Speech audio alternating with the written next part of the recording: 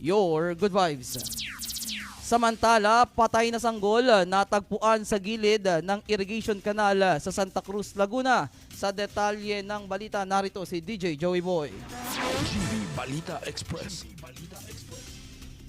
Mga ka-vibes, isang maselang balita, isang sanggol nga na wala ng buhay ang natagpuan sa gilid ng isang irrigation canal sa barangay Labuin, Santa Cruz, Laguna.